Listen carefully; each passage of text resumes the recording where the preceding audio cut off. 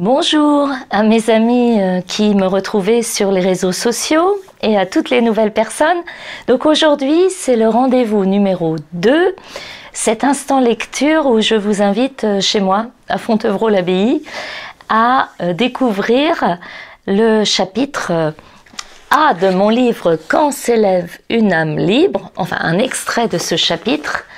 Et nous allons nous retrouver en fait chaque semaine pour un court instant lecture où je vous livre avec toute mon amitié un extrait des 26 chapitres que j'ai allumés un à un pour écrire ce livre « Quand s'élève une âme libre » qui est paru aux éditions Maya. Vous trouverez le lien pour en savoir plus dans le descriptif de la vidéo et vous pouvez commander le livre en ligne, mais vous pouvez le commander aussi sur Amazon et auprès de la FNAC. Alors, est-ce que vous êtes prêts? Alors, commençons le chapitre A.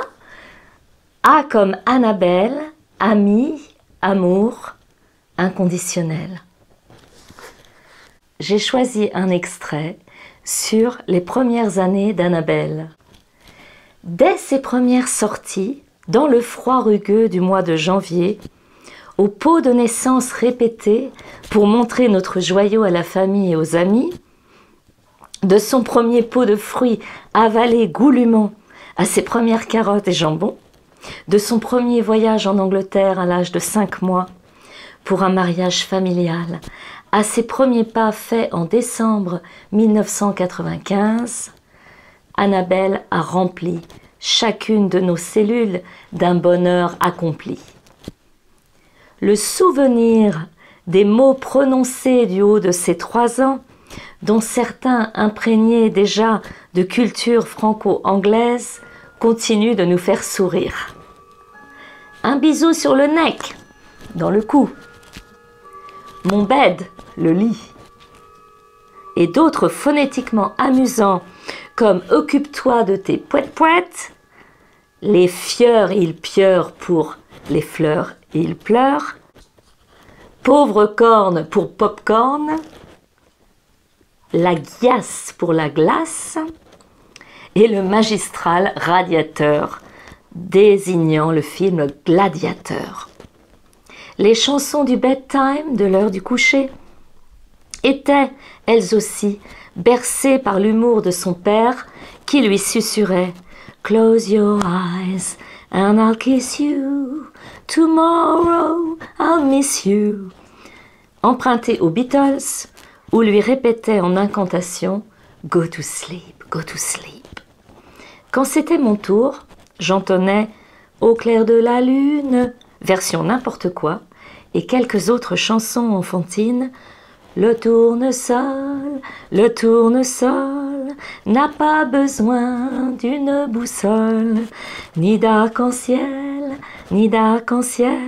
pour se tourner vers le soleil. Ou encore, dans la forêt lointaine, on hante le hibou. Du haut de son grand chêne, il répond au coucou. Coucou hibou, coucou hibou. Coucou hibou, coucou. Évidemment, les classiques de Walt Disney ravissaient notre ange à la porte du sommeil.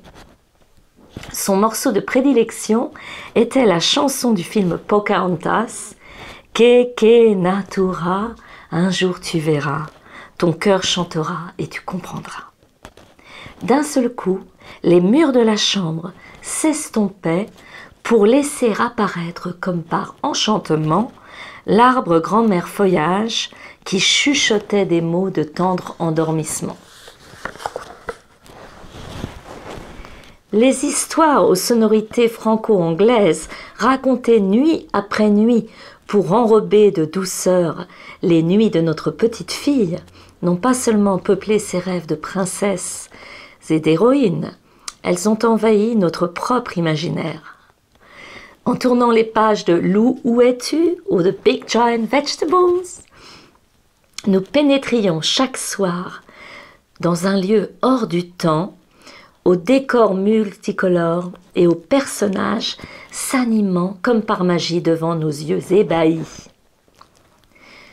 Je voudrais qu'une fée bienfaisante use de sa baguette magique pour nous faire revivre, ne serait-ce que quelques minutes, le moment où, pour un bal de carnaval de l'école primaire, Annabelle, coiffée d'un diadème de reine, portait la robe de princesse en soie et organdie rose que je lui avais confectionnée.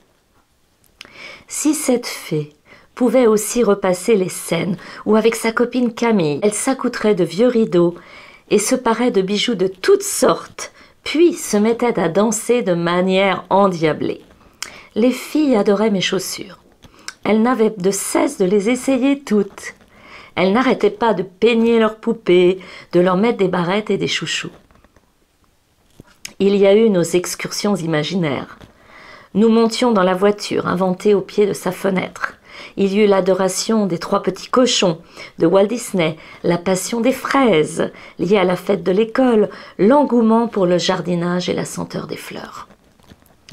En éternelle ébullition, verbale, mentale et physique, sans jamais se démonter et faisant peu de cas des remontrances, quelques bobos et embûches sont survenus.